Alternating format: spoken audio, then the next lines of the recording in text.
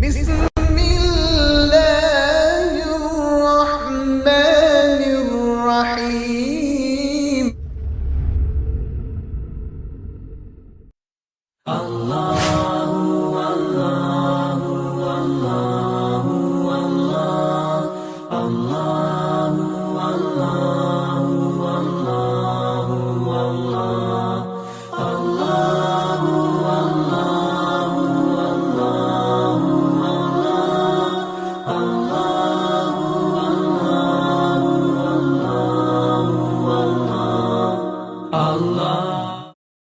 صلی اللہ علیہ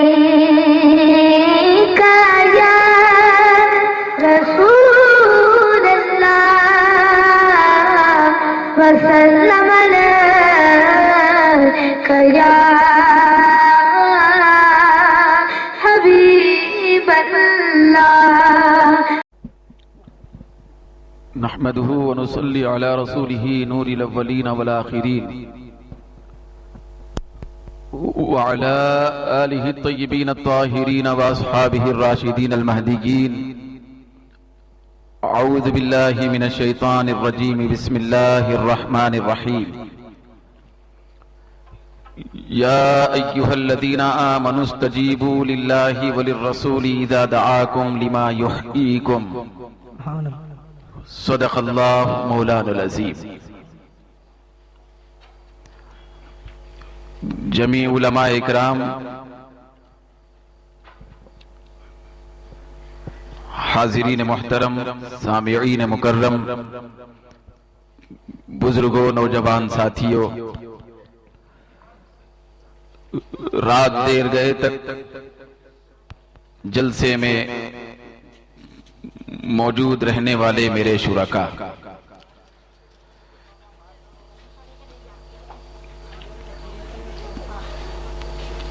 ایک آیت مبارکہ کے چند نورانی الفاظ آپ کے سامنے پڑھنے کی سعادت حاصل ہوئی. اللہ تبارک و تعالی اس آیت مبارکہ کی خصوصی برکتوں سے ہم سب کو مالا مال فرمائے. آمین.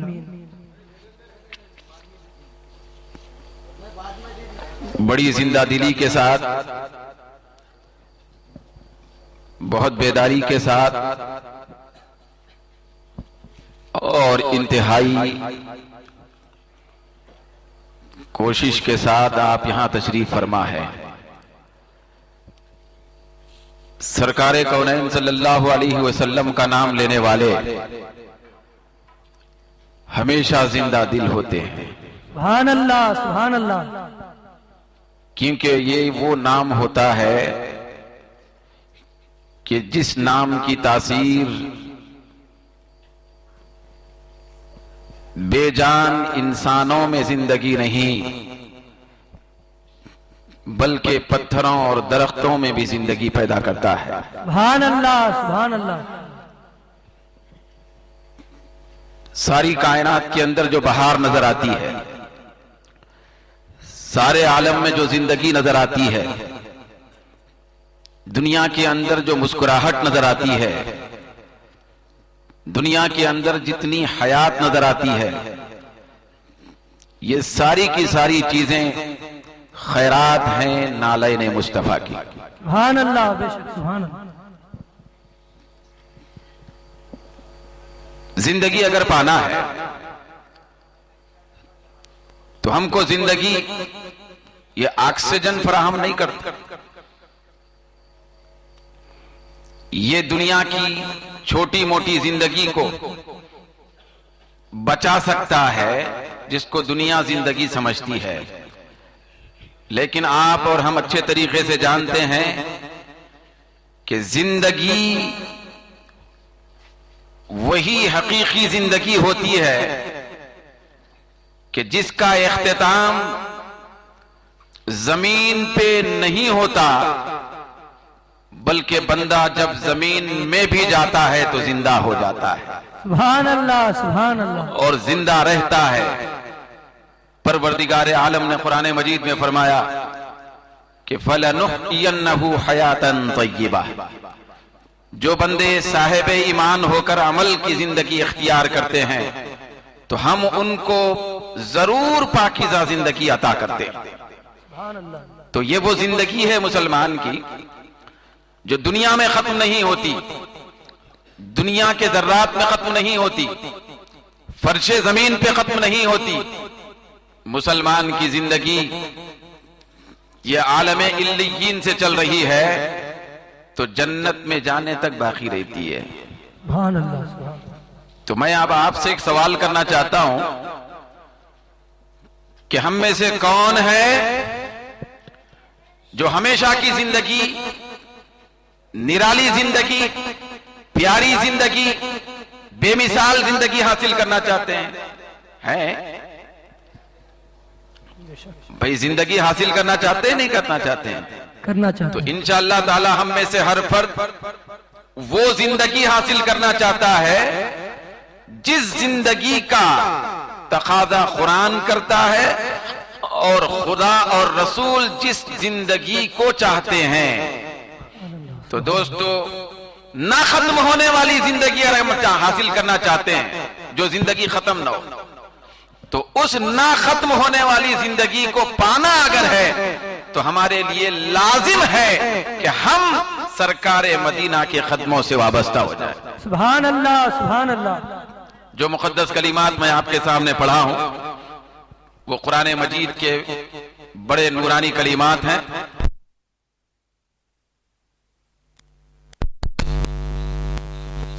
للہ وللرسول، اے ایمان والو تم اللہ اس کے رسول کے بلاوے کو فرما برداری کے ساتھ قبول کر لو۔ اذا دعاکم، جب اللہ اس کے رسول تم کو دعوت دیں اور بلائیں، لما یحییکم، تاکہ وہ رسول تم کو زندگی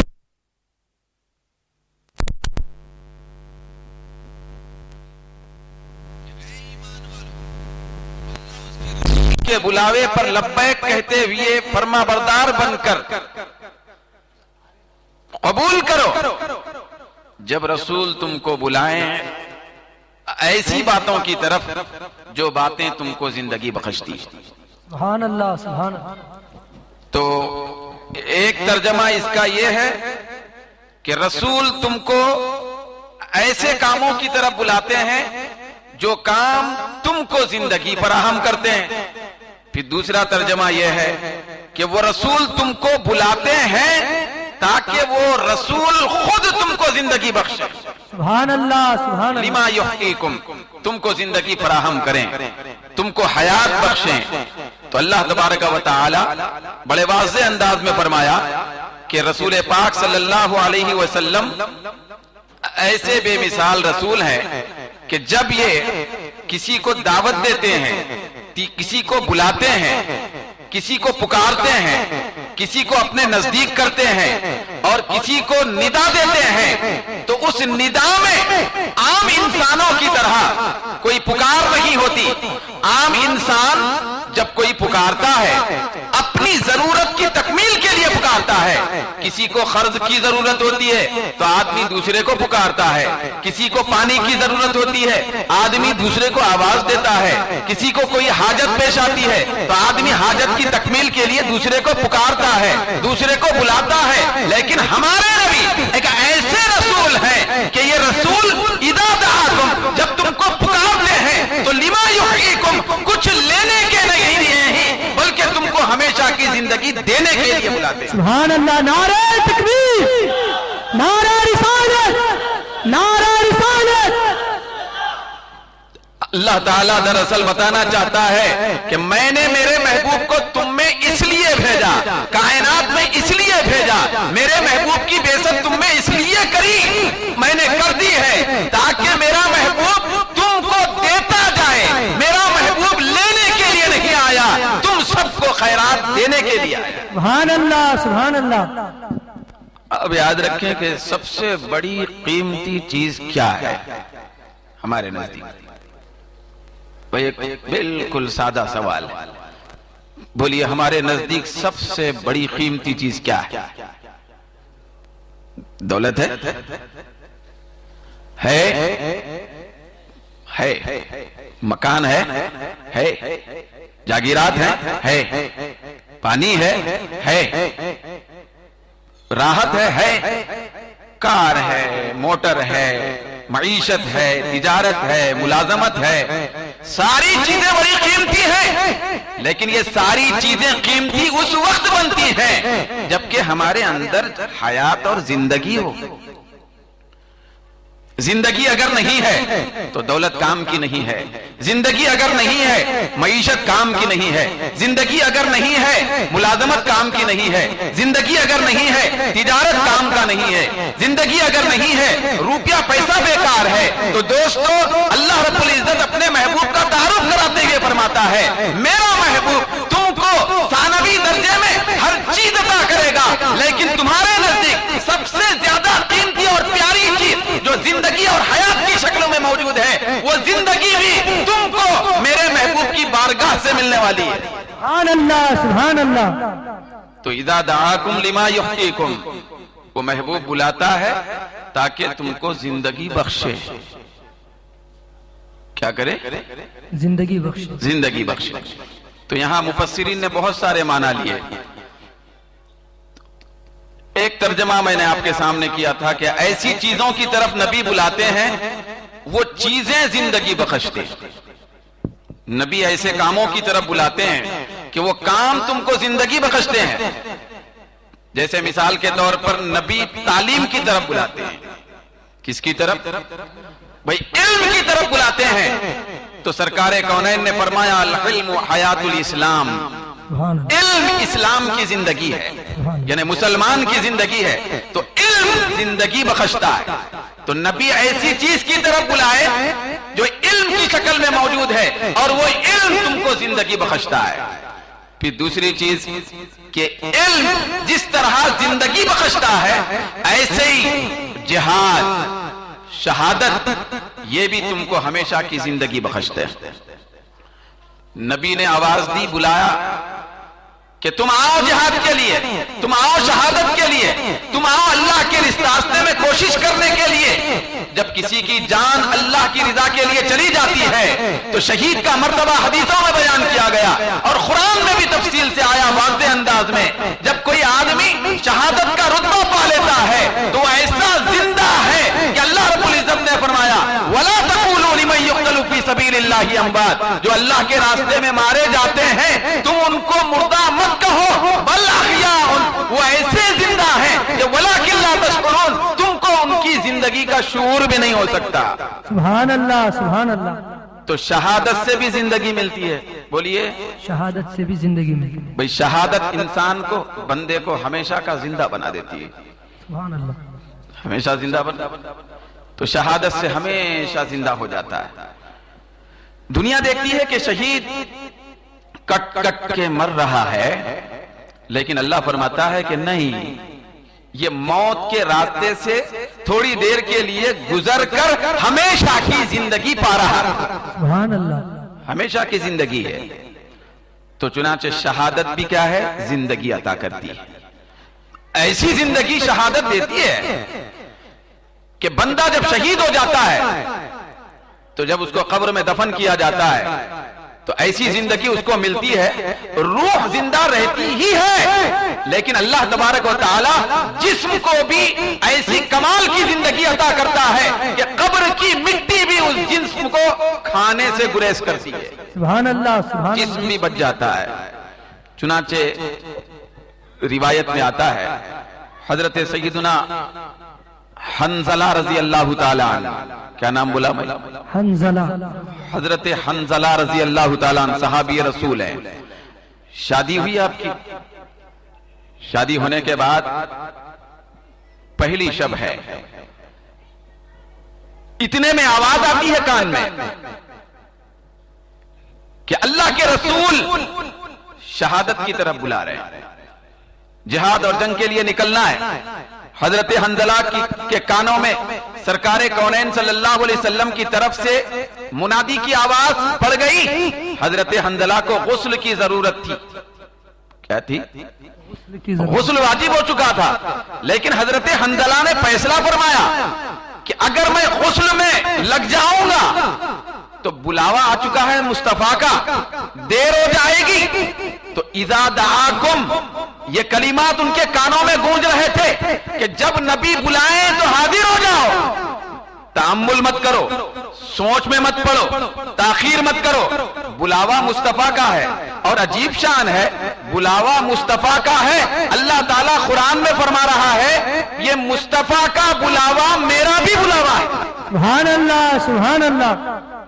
چنانچہ اللہ فرماتا یا ایھا الذین آمنوا استجیبوا للہ وللرسول، جب نبی اور رسول تم کو بلائیں، جب رسول اور نبی، اللہ اور اس کے رسول تم کو بلائیں تو بلاوے پہ لبیک کہہ کے حاضر ہو جاؤ۔ تو نبی کے بلاوے کو خدا نے اپنا بلاوا قرار دیا۔ یہ ایسا ہی قرار دیا کہ ایک موقع پہ سرکار نے کافروں پر کنکریاں پھینکی تھی، تو کنکریوں کے پھینکنے کو اللہ رب العزت نے فرمایا وَمَا رَمَيْتَ إِذْ رَمَيْتَ وَلَكِنَّ اللَّهَ رَمَى، اے مصطفیٰ یہ کنکریاں کافروں پر آپ نے نہیں پھینکی بلکہ یہ کنکریاں خدا نے پھینکی ہیں۔ سبحان اللہ سبحان اللہ۔ حالانکہ نبی نے پھینکا تھا۔ تو ٹھیک اسی طریقے سے اللہ رب العزت نے یہاں فرمایا نبی اگر کسی کو بلائیں، مصطفیٰ بلائیں، اے دنیا والو یہ نہ سمجھنا کہ نبی بلا رہے ہیں بلکہ یہ سمجھنا کہ خدا بلا رہا ہے۔ سبحان اللہ سبحان اللہ۔ تو حضرت حنظلہ کے کان میں یہ آواز تھی، یہ آیت کریمہ کے کلمات گونج رہے تھے، غسل کی ضرورت ہے، غسل کریں گے تو تاخیر ہوگی، بلاوا مصطفیٰ کا ہے، دعوت مصطفیٰ کی ہے، ندا مصطفیٰ کی طرف سے آ رہی ہے، تو انہوں نے لبیک کہتے ہوئے وہاں سے روانہ ہونے کو ترجیح دیا۔ گھر سے نکلے، جنگ میں جانا تھا، ظالموں سے مقابلہ تھا، ہتھیار انہوں نے خریدا، بازار سے ہتھیار خرید کر میدان کارزار میں تشریف لائے، سرکار کی معیت میں انہوں نے جنگ کی، صحابہ اکرام لڑے، کافروں سے مقابلہ تھا، ظالموں سے مقابلہ تھا، لڑتے لڑتے کئی صحابہ شہید ہو گئے، حضرت حنظلہ کی بھی شہادت ہو گئی، انا للہ۔ حضرت حنظلہ بھی شہید ہو گئے۔ جب شہید ہو گئے سب صحابہ جو شہید ہونا تھا تو لاشوں کو تلاش کیا گیا، لاشوں کو اکٹھا کیا جا رہا تھا، تو کیا دیکھا لوگوں نے کہ سارے شہیدوں کی لاشیں مل رہی ہیں لیکن حضرت حنظلہ کی لاش موجود نہیں ہے۔ حضرت حنظلہ کو کٹتے ہوئے لوگوں نے دیکھا تھا، حضرت حنظلہ کو زمین پہ آتے ہوئے لوگوں نے دیکھا تھا، حضرت حنظلہ کو مجاہدانہ انداز میں عمل کرتے ہوئے لوگوں نے دیکھا تھا، حضرت حنظلہ کو شہید ہوتے ہوئے لوگوں نے دیکھا تھا، حضرت حنظلہ شہید ہو کر زمین پہ آئے لوگوں نے دیکھا تھا۔ لیکن عجیب بات ہے جب ختم ہو گئی جنگ اور جب شہیدوں کی لاشوں کو تلاش کیا جا رہا ہے، حضرت حنظلہ کی لاش نہیں مل رہی ہے، بڑی تاخیر ہو گئی۔ بارگاہ مصطفیٰ میں صحابہ حاضر ہوئے، عرض کرنے لگے یا رسول اللہ سارے شہداء کی لاشیں تو مل گئی میدان میں لیکن حنظلہ کی لاش نہیں مل رہی ہے۔ آقائے دو جہاں سرور کون و مکان صلی اللہ علیہ وسلم آسمان کی طرف نگاہ اٹھا کے دیکھتے ہیں، اس کے بعد صحابہ سے ارشاد فرماتے ہیں ابھی تھوڑی دیر انتظار کرو، حنظلہ کی لاش ابھی مل جائے گی۔ تھوڑی دیر کے انتظار کے بعد صحابہ کرام کیا دیکھتے ہیں؟ حضرت حنظلہ کی لاش آسمان سے اتر کر زمین پہ تشریف لائی اور ان کے جسم مبارک سے پانی کے قطرے گر رہے ہیں۔ سبحان اللہ سبحان اللہ۔ حضرت حنظلہ کے جسم سے پانی کے قطرے گر رہے ہیں تو صحابہ اکرام تجسس کی نگاہ سے دیکھنے لگے کہ یہ قطرے پانی کے کہاں سے آئے۔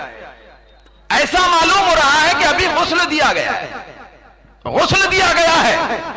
آقائے دو جہاں صلی اللہ علیہ وسلم نے ارشاد فرمایا کہ اے میرے غلاموں، اے میرے صحابیوں، اس کا راز یہ ہے، یہ میرا حنظلہ، یہ میرا غلام جب میری ندا اور پکار سن کر گھر سے باہر نکلا تھا، جہاد میں آیا، میدان کارزار میں پہنچا تو اس کو غسل کی ضرورت تھی، یہ تأمل کرنے لگا، غسل کروں گا تو دیر ہو جائے گی، بلاوا مصطفیٰ کا ہے، لہذا بغیر غسل کیے جنگ میں شریک ہو کر یہ شہادت کا مرتبہ پایا۔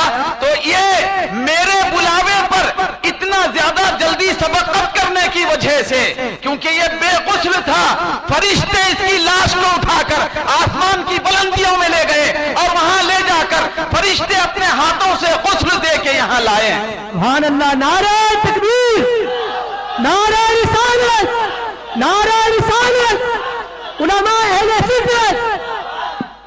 اب آپ سے ایک سوال ہے، حضرت حنظلہ کو یہ مقام کیسے ملا؟ کہ وہ غسیل الملائکہ بن گئے، فرشتوں کے غسل دیے ہوئے ہو گئے۔ اگر ان کو غسل زمین پہ دیا جاتا، کس پہ؟ زمین پہ، زمین پہ دیا جاتا تو لوگ انسان غسل دیتے یا خود نہاتے تو اپنے ہاتھوں سے نہاتے، لیکن ان کا مقدر صرف مصطفیٰ کے بلاوے پر لبیک کہتے ہوئے حاضر ہونے پر اتنا بلند ہو گیا کہ فرشتوں نے ان کو غسل دے دیا۔ سبحان اللہ، سبحان اللہ۔ تو اسی لیے اللہ رب العزت فرماتا ہے کہ جب اللہ اس کے رسول کا بلاوا آ جائے تو تم جلدی کر کے حاضر ہو جاؤ، کیونکہ یہ رسول تم کو زندگی عطا کرتے ہیں۔ سبحان اللہ، سبحان، کیا کرتے ہیں؟ زندگی عطا۔ زندگی عطا کرتے ہیں۔ تو آپ بتائیں، جو رسول دوسروں کو زندگی عطا کرتا ہے، نعوذ باللہ وہ رسول زندہ نہیں رہ سکتا؟ اللہ، زندہ نہیں ہے۔ تو ہمارے نبی صرف زندہ نہیں بلکہ وہ دوسروں کو زندگی بخشنے والے۔ سبحان اللہ، سبحان اللہ۔ یہ ابن ماجہ شریف کی حدیث ہے۔ کس میں ہے؟ ابن ماجہ۔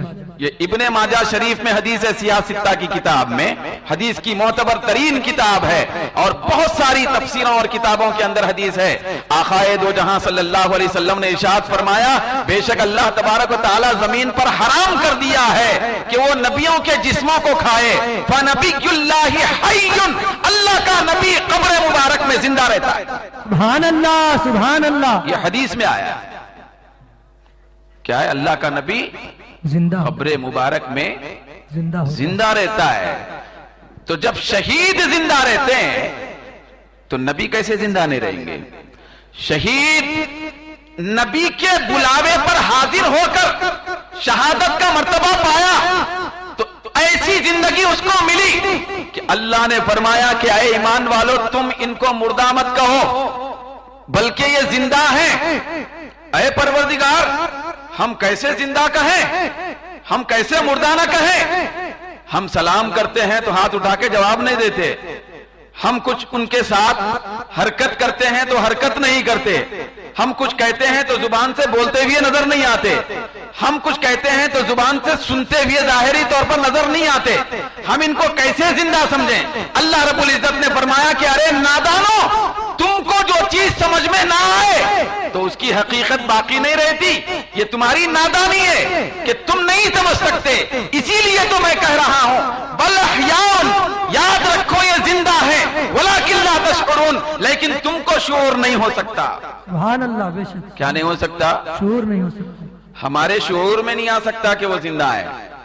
یہاں پہ ایک بالکل سادی سی بات ہے، جو چیز سمجھ میں نہیں آتی نا، کتنی بھی کوشش کی جائے سمجھ میں نہیں آتی تو وہ چیز بہت بلند ہوتی ہے۔ بے شک، کیا ہے؟ یہ ہمارا فطری موقف ہے کہ جو چیز سمجھ میں نہیں آتی، کتنی مرتبہ بھی سمجھنے کی کوشش کی جائے تو سمجھ جانا کہ وہ بہت بڑی باعظمت، بہت بڑی باکمال ہے۔ سمجھ میں آنے پہ کیا کرتا آدمی؟ اچھا اتنا ہی تھا، رکھو، ٹھیک ہے۔ کیا مطلب؟ سمجھ میں آ گیا نا؟ تو اہمیت کتنی معلوم رہے؟ دیکھیے انداز بھئی، اہمیت بتائیے، اہمیت واضح کر رہا آدمی، اچھا اتنا ہی تھا، ٹھیک۔ تو کسی چیز کی اہمیت جب سمجھ میں نہیں آتی، سمجھنے کی کوشش کرنے کے باوجود، ہزار مرتبہ سر پٹکنے کے باوجود، تو سمجھ جانا کہ وہ بہت بڑی باعظمت ہے۔ بے شک، سبحان اللہ۔ کیا ہے؟ بہت بڑی باعظمت ہے۔ تو جب تک یہ شہداء، یہ اولیاء، یہ انبیاء زمین پہ تھے تو لوگ ان کی زندگی کو دیکھ کے سمجھتے تھے کہ یہ زندہ ہیں، لیکن اللہ فرماتا ہے کہ جب یہی شہداء شہادت کا مرتبہ حاصل کرنے کے بعد قبروں کی زندگی میں چلے جاتے ہیں تو ان کو میں ایسی بڑی زندگی عطا کرتا ہوں کہ زمین پہ رہتے وقت تم ان کی زندگی کا شعور اور ادراک کر سکتے تھے، لیکن اب ان کی زندگی اتنی بڑی بامقصد باکمال بنائی گئی کہ تمہارے ذہنوں میں ان کی زندگی کو سمجھنے کا کوئی تصور ہی نہیں آ سکتا۔ سبحان اللہ، سبحان اللہ۔ یہ اتنی بڑی زندگی ہو گئی، بہت اونچی زندگی ہو گئی جو ہمارے سمجھ سے باہر ہے، ہمارے سمجھ سے باہر ہے۔ کوئی آلہ، بھئی آلے نکلے نا، کوئی آلہ نہیں ہے ایسا جو شہیدوں کی زندگی کو سمجھ سکے۔ لگا دیے آلہ، ارے ہو زندہ ہے، نہیں سمجھ سکتے۔ نہ کوئی آلہ سمجھ سکتا ہے، نہ کوئی سائنسداں سمجھ سکتا ہے، نہ کوئی شعور سمجھ سکتا ہے، نہ کوئی ادراک سمجھ سکتا ہے، نہ کوئی عقل کی روشنی جان سکتی ہے کہ یہ شہید زندہ ہے، بلکہ اللہ رب العزت تو فرما دے رہا ہے ہاں تم کو جو سمجھ میں نہیں آ رہا ہے یہ تمہاری ذہنوں اور عقلوں کا قصور ہے، لیکن میں تو ان کو ایسی باکمال زندگی عطا کیا ہوں کہ وہ ہمیشہ کے زندہ ہو گئے۔ سبحان اللہ، سبحان اللہ۔ تو جب شہید زندہ ہے تو نبی کی زندگی کا عالم کیا ہوگا؟ سبحان اللہ۔ نبی کی زندگی کا عالم کیا ہوگا؟ تو چنانچہ نبی کے بلاوے پر فوری حاضر ہونے کا حکم تھا۔ کیا ہے؟ فوری۔ نبی جب بلائیں تو فوری حاضر ہونے کا حکم تھا۔ چنانچہ قانون یہ تھا، یاد رکھیں، قانون یہ تھا سرکار اگر کسی کو حالت نماز میں بلائے، کوئی نماز پڑھ رہے، نماز میں بھی اگر ہے تو اللہ کا حکم تھا کہ نماز میں بھی نماز چھوڑ کر نبی کے بلاوے پر حاضر ہو جائے۔ سبحان اللہ، سبحان اللہ۔ چنانچہ ایک مرتبہ حضرت ابی بن کعب رضی اللہ تعالیٰ عنہ، کیا نام ہے بولیے؟ ابی بن کعب۔ حضرت ابی بن کعب رضی اللہ تعالیٰ عنہ حالت نماز میں تھے۔ سرکار دو عالم صلی اللہ علیہ وسلم نے آواز دی کہ اے ابی بن کعب، تو جلدی جلدی نماز پڑھ کے نماز ختم ہونے کے بعد حاضر بارگاہ ہوئی۔ سرکار نے پوچھا تاخیر کیوں ہوئی، دیر کیوں ہوئی؟ تو حضرت ابی بن کعب نے عرض کیا یا رسول اللہ نماز میں تھا۔ کس میں تھا؟ نماز میں۔ اللہ کی نماز میں تھا۔ تو آقائے دو جہاں نے فرمایا کہ اے ابی بن کعب، کیا تو نے قرآن کی آیت نہیں پڑھی کہ اللہ تبارک و تعالیٰ نے میرے بلاوے اور میری پکار کی عظمت کو اس طرح اجاگر فرمایا کہ یا ایھا الذین آمنوا استجیبوا للہ وللرسول اذا دعاکم لما یحییکم، جب اللہ اس کے رسول تم کو بلائیں تو فوری حاضر ہو جاؤ۔ کیا یہ آیت تم نہیں سنے تھے؟ حضرت ابی بن کعب رضی اللہ تعالی عنہ فرمانے عرض کرنے لگے یا رسول اللہ آیت تو ذہن میں تھی لیکن کشمکش میں تھا کہ میں نماز میں کیسے آ جاؤں، نماز کو کیسے چھوڑوں۔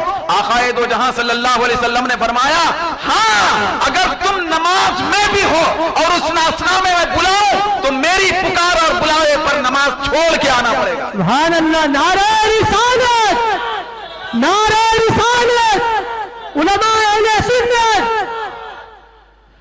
قانون یہ تھا تو صحابہ کرام جب بھی ایسے ہوتے نماز میں بھی ہوتے تو چھوڑ کے آ جاتے تھے۔ جب سرکار بلاتے تو بلاوے پہ حاضر ہو جاتے، سرکار سے گفتگو فرماتے، سرکار جو بھی کام کرنے کے لیے ان کو دیتے، بازار جاتے، کچھ لانا ہے تو لاتے، اور مختلف معاملات میں وہ اپنے آپ کو مصروف رکھتے، پھر حضور کی بارگاہ میں حاضر ہوتے اور عرض کرتے یا رسول اللہ آپ نے جو کام دیا تھا وہ ہو گیا تھا۔ مثال کے طور پر 2 رکعت نماز پڑھ رہے تھے صحابی، 2 رکعت میں سے 1 رکعت ہو گئی تھی، 1 رکعت ہونے کے بعد سرکار نے آواز دی، سرکار کے بلاوے پہ حاضر ہو گئے 1 رکعت چھوڑ کے۔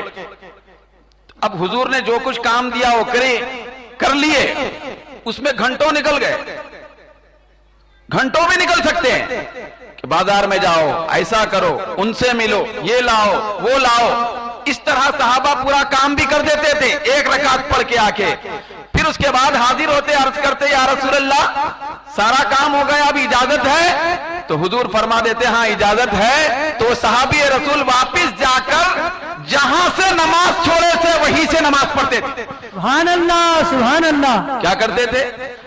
1 رکعت پڑھ لیے تھے، دوسری 1 رکعت باقی تھی، اتنے پورے معاملات اختیار کرنے کے باوجود وہ دوسری رکعت پڑھ کے نماز کو مکمل کرتے تھے۔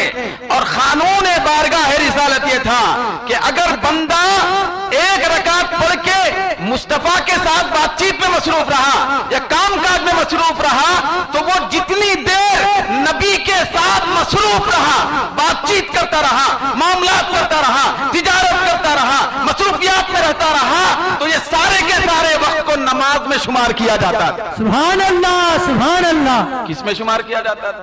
نماز میں شمار کیا۔ کیوں؟ اس لیے کہ بلاوا کسی عام آدمی کا نہیں تھا، بلاوا اس نبی کا تھا جس نبی نے نماز کو نماز بنایا تھا، جس نبی نے سجدے کو سجدہ بنایا تھا، جس نبی نے رکوع کو رکوع کا تقدس عطا کیا تھا، جس نبی نے قرآن کو قرآن بتایا تھا، جس نبی نے حدیث کو حدیث بنایا تھا، جس نبی نے موسم کو موسم قرار دیا تھا، جس نبی نے کعبے کو کعبہ بنایا تھا، تو اس وقت وہ شخص، وہ مصلی و نماز پڑھنے والا کعبے کو چھوڑ کر، قبلہ کعبہ کو چھوڑ کر جب مصطفیٰ کی طرف جاتا تھا اور سارے معاملات اختیار کرتا تھا تو یہی سمجھتا تھا ہم نے کعبے کو چھوڑ کر کعبے کی طرف رخ کر لیا ہے۔ سبحان اللہ، سبحان نماز کیسے چھوٹ سکتی؟ اللہ اکبر، یا رسول اللہ، یا غوث،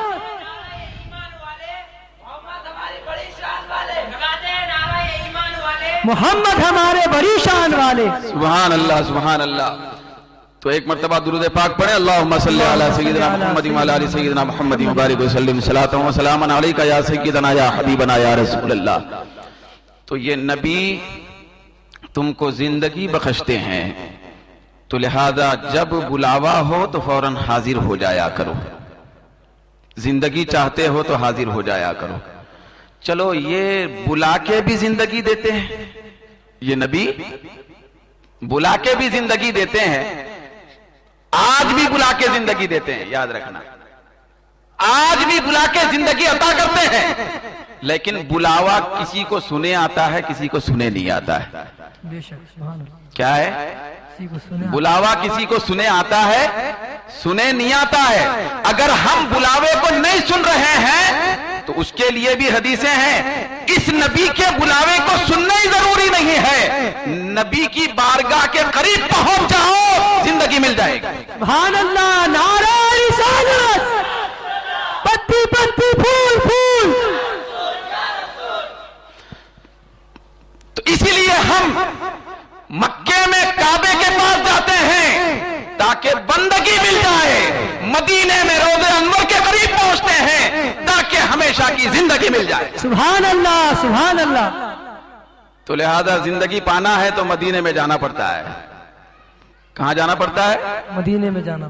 تو ذرا سنو کہ نبی کے قریب ہونے سے بھی زندگی مل جاتی ہے، سبحان اللہ، نبی کی ایک آبرو کے اشارے سے زندگی مل جاتی ہے۔ صحیح ترین حدیثوں کی بات کر رہا ہوں بھائی، پھر ایک دو کتابوں کی نہیں، بے شمار کتابوں کی۔ بھائی آپ نے سنا ہے، آپ نے سنا ہوگا بالکل، آقا دو جہاں صلی اللہ علیہ وسلم جب مسجد نبوی میں خطبہ ارشاد فرماتے تھے تو آقا دو جہاں کھجور کے ایک پیڑ سے ٹیک لگاتے تھے، اس کی طرف پشت کر کے خطبہ فرماتے تھے، جس کا نام ہے ستون حنانہ، سنے نا ستون حنانہ؟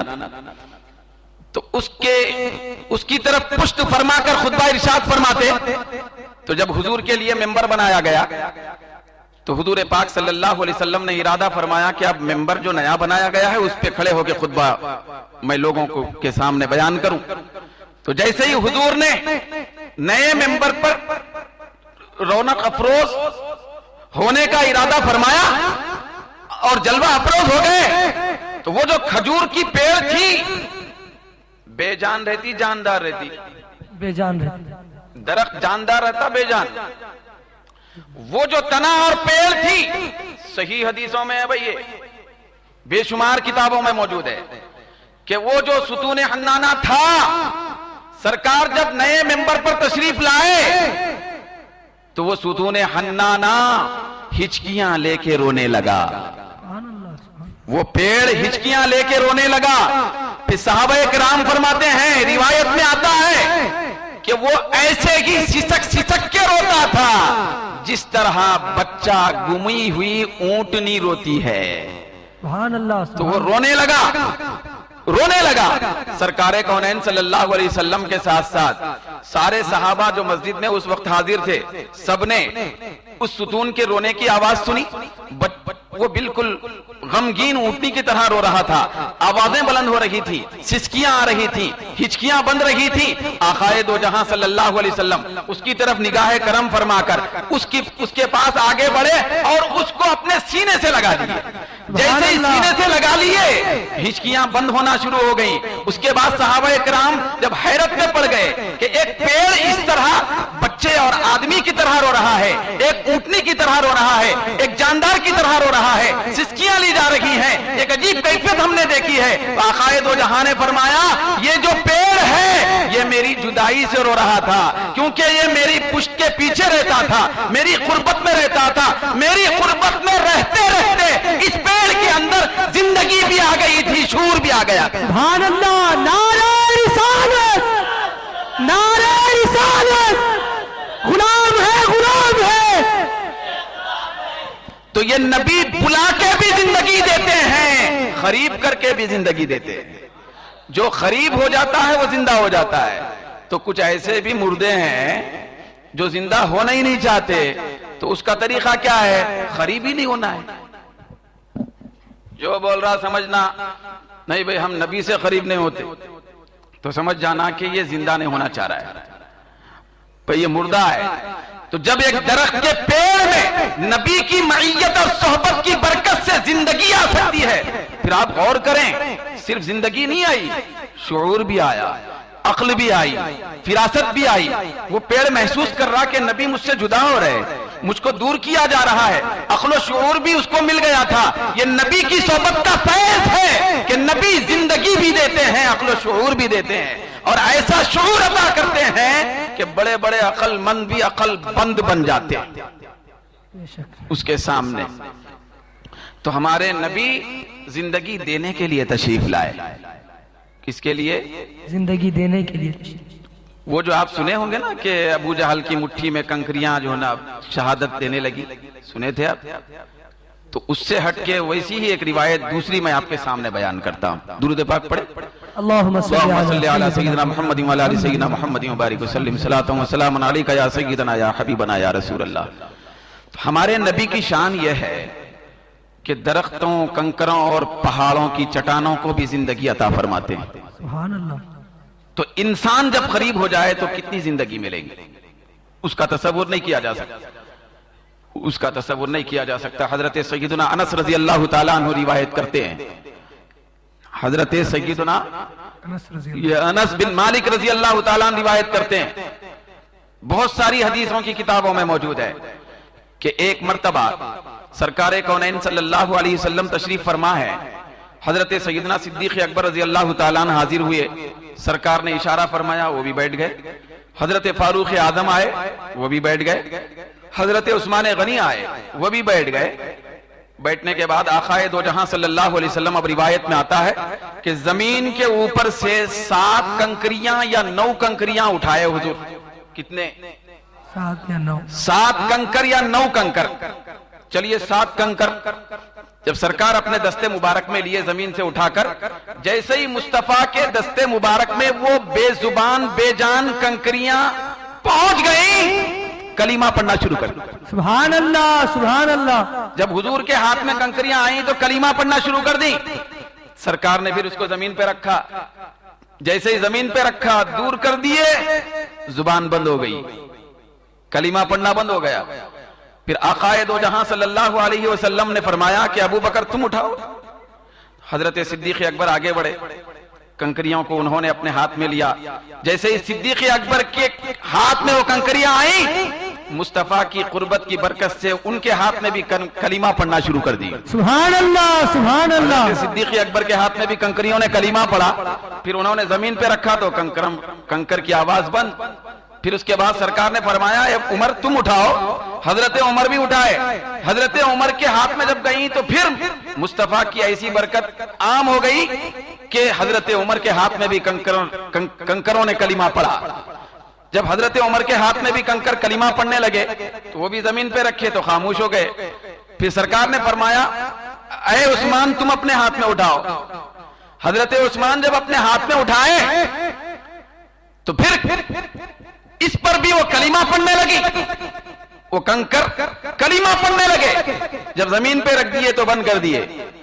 پھر اس کے بعد سرکار نے فرمایا یہ جو ہے عثمان نے اٹھایا تو کنکر نے کلمہ پڑھا، عمر کے ہاتھ میں کنکروں نے کلمہ پڑھا، صدیق کے ہاتھ میں کنکروں نے کلمہ پڑھا. پھر ایک روایت میں آیا کہ حضرت مولا علی بھی آ گئے تھے تو وہ بھی اپنے ہاتھ میں اٹھائے تو کنکروں نے کلمہ پڑھا. پھر اس کے بعد سرکار نے فرمایا یہ خلافت نبوت کا اظہار ہے. سبحان اللہ سبحان اللہ. خلافت نبوت یعنی میں نبی ہوں تو میرے بعد یہ سب خلیفہ ہیں ایک بعد دیگرے، یہ میری نبوت کے خلفاء ہیں. تو دوستو میں آج کی دنیا کے ماحول میں تم کو یہ پیغام دینا چاہتا ہوں، تمہارے سامنے بات واضح کرنا چاہتا ہوں. خلیفہ وہ ہوتا ہے جو بے جان کنکروں کو بھی زندگی بخشتا ہے. خلیفہ وہ نہیں ہو سکتا جو ظلم کے انداز میں لوگوں کی جانیں لیتا ہے. بھئی آج خلیفہ کا دعویٰ کرنے والا ہے، کیا ہو رہا؟ لوگوں کو مارا جا رہا ہے. بھئی انسانوں کو خلافت کے عنوان پہ ختم کر دیا جا رہا ہے، لوگوں کی زندگیوں کو چھینا جا رہا ہے اور معصوموں کو ختم کیا جا رہا ہے، گردنیں اڑائی جا رہی ہیں، خون بہایا جا رہا ہے. نام ہے خلیفہ. کیا نام ہے؟ تو سرکار نے بتایا کہ میرا خلیفہ وہ نہیں ہوتا جو انسانوں کی جان لیتا ہے، میرا خلیفہ وہ ہوتا ہے انسان تو انسان بے جان کنکروں میں بھی زندگی پیدا کر دیتا ہے. سبحان اللہ سبحان اللہ. تو یہ خلافت کی برکت ہوتی ہے. تو دوستو خلافت سے بہت دور ہونے کے باوجود خلافت کی دعوے داری ہے. آپ سمجھ رہے ہو کہ کوئی خلیفہ نکلا بس مار رہا لوگوں. تو خلیفہ یہ مارنے والا نہیں ہوتا ہے، یہ زندگی بخشنے والا ہوتا ہے.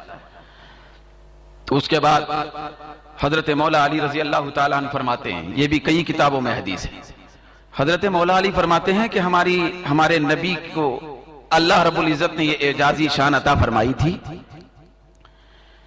کہ ہم لوگ سرکار کے ساتھ مکے کے راستے سے جدھر سے بھی گزرتے، حضرت مولا علی فرما رہے ہیں جدھر سے بھی گزرتے اور جہاں جہاں سے مصطفیٰ کا گزر ہوتا، آدو بادو راستے میں جو بھی درخت ہوتے یا پہاڑ ہوتے ہم اپنے کانوں سے سنتے کہ ہر درخت اور پہاڑ سے آواز آتی الصلاۃ والسلام علیکہ یا رسول اللہ. سبحان اللہ. نعرہ رسالت نعرہ رسالت، پتی پتی پھول پھول. تو دوستو میں آپ کے سامنے یہ عرض کرنا چاہتا ہوں، ہمارے نبی بلا کے بھی زندگی دیتے ہیں. اگر کسی میں آنے کی سکت نہیں ہے تو نبی کے قریب ہو جائے تو اس کو بھی زندگی مل جاتی ہے. سبحان اللہ. درختوں کو زندگی ملتی ہے، راستے سے گزرتے ہوئے چٹانوں اور پہاڑوں کو زندگی بخشتے ہوئے ہمارے نبی گزرتے ہیں. تو یہ ہمارے نبی کا اختیار ہے، ہمارے نبی کا اختیار ہے. چنانچہ ایک حدیث شریف میں آیا جس کو حضرت شیخ محقق شاہ عبدالحق محدث دہلوی رحمت اللہ علیہ نے مدارج النبوہ میں نقل فرمایا کہ ایک عورت آئی، یہ تو کنکروں اور پہاڑوں کو زندگی بخشی. تو ایک عورت آئی، ایک عورت نہیں، ایک شخص حاضر ہوا، وہ بدوی تھا، بدو آدمی تھا گاؤں کا. سرکار کونین صلی اللہ علیہ وسلم نے ارشاد فرمایا بھائی تم اسلام قبول کر لو، میرا کلمہ پڑھ لو. تو وہ شخص کہنے لگا ایک کام اگر ہو جائے تو میں کلمہ پڑھ لوں گا. سرکار نے پوچھا وہ کیا ہے؟ تو اس نے کہا میری بیٹی کا انتقال ہو گیا ہے. پھر اس کو انتقال کیے ہوئے کئی دن ہو گئے تو اس کو میں نے فلاں جگہ پہ دفن کیا ہے، اس کی خبر وہاں ہے. اگر آپ میری بیٹی کو زندہ کر دیں گے، پھر وہ بچی کا انتقال جہالت کے عالم میں ہوا تھا، ابھی سرکار کونین صلی اللہ علیہ وسلم نبوت کا اعلان نہیں فرمائے تھے، تو اس وقت وہ ہوا تھا.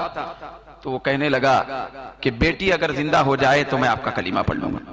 سرکار نے فرمایا ٹھیک ہے، تیرے بچی کی خبر کہاں ہے؟ بچی کی خبر کہاں ہے؟ تو وہ شخص مشخص مقام پہ لے گیا بچی کی خبر کے پاس. سرکار کونین صلی اللہ علیہ وسلم نے فرمایا اے بچی قبر سے اٹھ جا. حضور کی زبان سے بلاوے کے الفاظ نکل نہیں تھا، قبر خود بخود شق ہو گئی اور اندر سے بچی زندہ باہر آ گئی. سبحان اللہ سبحان اللہ. بچی زندہ باہر آ گئی. یہ شیخ محقق شیخ عبدالحق محدث دہلوی رحمۃ اللہ علیہ نقل فرما رہے ہیں بھائی، جن کو کوئی نہیں چھوڑ سکتا. تو بچی زندہ آ گئی تو آقائے دو جہاں صلی اللہ علیہ وسلم نے گفتگو فرمائی بچی سے. بچی سے آپ نے فرمایا یہ تیرے بابا ہیں، میں چاہتا ہوں کہ اگر تیری مرضی ہے تو تو اپنے ماں باپ کے ساتھ زندگی گزار سکتی ہے، تجھے تیرا باپ اور ماں بہت چاہتے ہیں. تو بچی کہنے لگی سرکار میں اپنے باپ اور ماں کی شفقت پر خدا کی رحمت کو ترجیح دیتی ہوں، سبحان اللہ سبحان اللہ. خدا کی محبت کو ترجیح دیتی ہوں، اس لیے کہ میرا خدا مجھ کو وہاں اپنی جس شفقت اور محبت میں رکھا ہے وہ میرے ماں باپ کے پاس بھی مجھ کو نصیب نہیں ہو سکتا. اسی لیے میں دوبارہ قبر میں جانا چاہتی ہوں، دوبارہ اللہ کی بارگاہ میں پہنچنا چاہتی ہوں. سرکار کونین نے فرمایا ٹھیک ہے تو چلی جا. تو وہ بچی دوبارہ قبر میں چلی جاتی ہے اور باپ بچی کی زندگی کو دیکھ کر کلمہ پڑھ کے مسلمان ہو جاتا ہے. سبحان اللہ سبحان اللہ. تو ہمارے نبی وہ ہیں جو انسان کی جان نکلنے کے بعد اس میں تو زندگی ڈالتے ہی ہیں، یہ اللہ کے اذن سے. ہمارے نبی کی شان تو یہ ہے کہ کنکروں اور پتھروں اور درختوں کو بھی زندگی بخشتے ہیں. سبحان اللہ. یہ تو ہمارے نبی کا کمال ہے. ہمارے نبی کی متابعت کر کے، ہمارے نبی کی سچی اتباع کر کے، ہمارے نبی کی سچی محبت اختیار کر کے اگر کوئی ولی، حضور غوث اعظم یہ ہمارے نبی کے غلاموں کے غلام ہیں، غلاموں کے غلام ہیں. حضور غوث اعظم کی بارگاہ میں ایک مرتبہ عیسائی حاضر ہوا اور عرض کرنے لگا سرکار میں چاہتا ہوں کہ آپ سے کوئی کرامت دیکھوں، اگر کرامت بتائیں گے تو کلمہ پڑھ لوں گا. حضرت غوث اعظم نے فرمایا چل تو کیا دیکھنا چاہتا ہے؟ اس شخص نے کہا مردے کو زندہ کر دیں، مردے کو قبر سے باہر نکال دیں. تو اس کے بعد وہ عیسائی پرانی قبر پہ لے جاتا ہے، غوث اعظم کو کھڑا کرتا ہے تو نبی کی نبوت کے فیض سے اور نبی کی رسالت کی برکت سے حضور غوث اعظم اس پرانی قبر پہ کھڑے ہو کر اس مردے کو آواز دیتے ہیں تو مردہ اندر سے باہر آ جاتا ہے. سبحان اللہ سبحان اللہ. تو جب ولی کی کرامت کا یہ عالم ہے تو نبی کے معجزے کا عالم کیا ہوگا؟ سبحان اللہ. تو ہمارے نبی کنکروں کو زندگی بخشنے والے ہیں، بے جان درختوں کو زندگی بخشنے والے ہیں. ایک روایت میں یہاں تک آتا ہے آقائے دو جہاں صلی اللہ علیہ وسلم ایک مرتبہ ایک شخص سے ارشاد فرماتے ہیں تو روشنی میں آنا چاہتا ہے تو آجے، تو سعادت میں کیوں نہیں آنا چاہتا؟ وہ شخص کہتا ہے کہ یا رسول اللہ آپ کی مراد کیا ہے؟ تو وہ سرکار فرماتے ہیں تو مسلمان ہو جا، کلمہ پڑھ کے اسلام قبول کر لے، سعادت مل جائے گی. وہ شخص کہتا ہے مجھے کوئی معجزہ بتا دیں، مجھے کوئی معجزہ بتا دیں. تو آقا دو جہاں صلی اللہ علیہ وسلم ارشاد فرماتے ہیں ٹھیک ہے، وہ جو دور درخت نظر آ رہا ہے تو وہ میری نبوت پر معجزہ ہے، دلیل ہے، یہیں کھڑے رہے، میں اس کو بلاتا ہوں، وہ درخت زندے کی طرح چل کے آئے گا. سبحان اللہ سبحان اللہ. سرکار نے اس درخت کی طرف اشارہ فرمایا اور اس کو بلایا تو وہ درخت آگے پیچھے اکھڑ کر جیسے آدمی اور انسان چل کے آتا ہے ویسے ہی چل کے آیا اور بارگاہ مصطفیٰ میں حاضر ہو کر سجدہ ریز ہو گیا. سبحان اللہ سبحان اللہ. جب تک وہ شخص چاہا وہ ویسے ہی رہا. پھر اس کے بعد سرکار نے فرمایا اس کو اشارہ کرتے ہوئے کہ دوبارہ جا اپنی جگہ پہ لگ جا. وہ درخت گیا اپنی جگہ پہ فٹ ہو گیا. یہ معجزہ دیکھ کر کہ درخت کو بھی یہ نبی زندگی عطا کر رہے ہیں، یہ معجزہ دیکھ کر کلمہ پڑھ کے مسلمان ہو گیا. سبحان اللہ سبحان اللہ. کلمہ پڑھ کے مسلمان ہو گیا. یہ جو احد پہاڑ ہے نا مدینے میں، جبل احد ہے، جبل احد ہے، اس کے بارے میں حدیث میں آیا. ایک بات بتائیے، چاہنا محبت کرنا یہ جاندار کا کام ہے بے جان کا کام؟ جاندار کا. بھئی اب جاتے جاتے ایک پتھر کا ڈھیلا پتھر اٹھایا اور بولے ارے معلوم ہے میاں کیا میں اس سے بہت محبت کرتا ہوں، انہیں بھی میرے سے محبت کرتا ہے. پتھر سے بول سکتے آپ؟ کسی چٹان سے بول سکتے کہ یہ بہت چاہتا بھائی میرے کو؟ نہیں بولتے. کیونکہ چاہنا، محبت کرنا یہ حیات اور زندگی رکھنے والے کا کام ہے.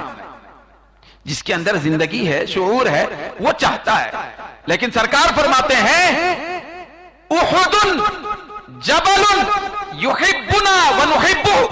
سبحان اللہ سبحان اللہ. سرکار فرماتے ہیں یہ جو احد پہاڑ ہے یہ ہم سے محبت کرتا ہے اور ہم اس سے محبت کرتے ہیں. سبحان اللہ سبحان اللہ. تو احد پہاڑ میں زندگی دے دی نا. زندگی بھی آ گئی، شعور بھی آ گیا، عقل بھی آ گئی، فراست بھی آ گئی، سمجھ بھی آ گئی، فہم بھی آ گئی. یہ ساری چیزیں نبی کے قدموں کی برکت سے اس کو نصیب ہو گئی. سرکار ایک مرتبہ اوپر تشریف لائے تھے اس کے، تو اس کو زندگی مل گئی نبی کے قدموں کی برکت سے. تو اس طرح ہمارے نبی کا یہ کمال ہے کہ ہمارے نبی ہر ایک کو زندگی دیتے ہیں. تو ہم بھی چاہتے ہیں اگر کہ اس دنیا کی زندگی کو چھوڑ دیجئے، یہ دنیا کی زندگی ختم ہونے والی ہے. یہ جو چلتی پھرتی زندگی ہم کو نظر آ رہی ہے یہ کوئی زندگی نہیں ہے. ہماری یہ زندگی بھی پائیدار زندگی اس وقت بنے گی جبکہ ہم اللہ کی خشیت اور نبی کی محبت سے اپنے سینے کو منور کر لیں گے. بے شک سبحان اللہ. تو ہمیشہ کی زندگی اگر پانا ہے تو نبی کے نام سے وابستہ ہو جانا، بے شک. نبی کے قدموں سے وابستہ ہو جانا، نبی کے احکام سے وابستہ ہو جانا. تو نبی کے بلاوے پر ہم کو لبیک کہنا ہے. تو دوستو نبی نے آواز دی ہے، یہاں پہ عملی پیغام بھی دینا چاہتا ہوں کہ نبی نے آواز دے کر کہا کہ اے مجھے ماننے والو نماز مت چھوڑو، نماز پڑھو، نماز قائم کرو. نبی نے آواز دی، نبی نے بلایا نماز کی طرف آؤ. تو اس بلاوے پر اگر لبیک کہتے ہوئے ہم خانہ خدا میں حاضر ہوں گے، سجدہ کریں گے، نماز پڑھیں گے کہ نبی کا بلاوا ہے، تو اس بلاوے پر لبیک کہہ کے جب نماز پڑھیں گے تو وہ نماز بھی ہم کو ہمیشہ کی زندگی عطا کرے گی. سبحان اللہ سبحان اللہ. ہم کو ہمیشہ کی زندگی مل جائے گی. لیکن دوستو آج ہم نمازوں سے کوتا نظر آتے ہیں، نمازوں سے دور جاتے ہوئے نظر آتے ہیں. مسجد میں اذان ہو رہی ہے، حی علی الصلاۃ، بلایا جا رہا بھائی، حی علی الصلاۃ بولے بھیا آؤ نماز کی طرف، بلاوا آ رہا. یہ بلاوا ہے. تو یہ بلاوا مؤذن کا نہیں ہے، مؤذن کی زبان پہ بعد میں آیا ہے، نبی کی زبان سے پہلے نکلا ہے. تو نبی نے بلایا ہے نماز کی طرف، کامیابی کی طرف. ہمیں چاہیے کہ اس بلاوے پر لبیک کہتے ہوئے نماز کی پابندی کریں. تو انشاءاللہ تعالی نماز کی پابندی کریں گے، انشاءاللہ. نماز کی پابندی انشاءاللہ ہم سب کریں گے کیونکہ نبی کا بلاوا ہے. جب نبی کے بلاوے پہ کوئی حاضر ہو جاتا ہے تو اس کو ہمیشہ کی زندگی مل جاتی ہے، ہمیشہ کی زندگی اور حیات مل جاتی ہے. ہمیشہ کی زندگی بہت بڑی پیاری زندگی ہے. بھئی آنکھ بند ہونے کے بعد بھی زندگی ہے تو وہ زندگی پائیدار زندگی ہے، باقی رہنے والی زندگی ہے، محفوظ زندگی ہے، بڑی نادر زندگی ہے، بہت بڑی بے مثال باکمال زندگی ہے. تو اس زندگی کے بارے میں ہم کو فکر کرنا ہے. تو نبی کے بلاوے پر لبیک کہتے ہوئے مسجد میں حاضر ہونا ہے، مسجد میں حاضر ہونا ہے، نبی کا بلاوا ہے. تو انہی پیغام کے ساتھ میں اپنی گفتگو کو ختم کرنا چاہتا ہوں. پروردگار عالم کی بارگاہ میں دعا ہے کہ اے پروردگار جتنی باتیں ہم نے یہاں بیان کی یا سنی، یا رب کائنات تو ان تمام باتوں پر ہم سب کو عمل کرنے کی توفیق عطا فرما. وآخر دعوانا الحمدللہ رب العالمین.